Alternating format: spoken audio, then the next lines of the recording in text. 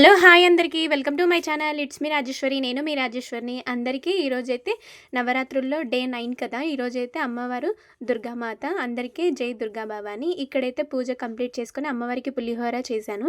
ఇక్కడ లెమన్ ఏసి పులిహోర అమ్మవారికి ప్రసాదంగా అయితే చేశాము. కుంకుమ పూజ కూడా అయిపోయింది. ముందుగా అయితే బియ్యంని 2-3 టైమ్స్ బాగా వాష్ చేసుకొని నేను ఇలా పొయ్యి మీద పెట్టుకున్నాక 2-3 విజిల్స్ వచ్చినాక అన్నం ఇలా అయిన తర్వాత దానిలో ఉప్పు, నిమ్మకాయ రసం అయితే ఆ రైస్‌లో వేసుకోవాలి. ఈ విధంగా నిమ్మకాయలో హాఫ్‌గా కట్ చేసుకొని నిమ్మకాయ రసాన్ని ఆ రైస్‌లో వేసుకున్న తర్వాత ఇప్పుడు ఈ మిశ్రమాన్ని బాగా కలుపుకొని దీనిలోకి మనము తాలింపుకి పొయ్యి మీద బాండి పెట్టి ఆయిల్ హీట్ ఎక్కిన తర్వాత పల్లీలు, పచ్చిమిర్చి, ఎండుమిరపకాయలు, ఆవాలు, జీలకర్ర ఇవన్నీ ఇంగ్రీడియంట్స్ వేసుకొని తగినంత పసుపు కూడా యాడ్ చేసుకొని ఇప్పుడైతే ఈ తాలింపుని ఈ అన్నంలో అయితే వేసుకోవాలి. ఈ విధంగా రైస్‌లో వేసుకున్న తర్వాత ఈ మిశ్రమాన్ని బాగా కలుపుకొని దీనిలోకి మనమైతే క్యారెట్ తురుము, కొద్దిగా కొత్తిమీర లాస్ట్‌లో వేసుకుంటే అమ్మవారికి అయితే ప్రసాదంగా ఈరోజు లెమన్ రైస్ అయితే పెట్టాము. మీకు ఈ వీడియో నచ్చితే లైక్, షేర్, సబ్స్క్రైబ్ చేసుకోండి.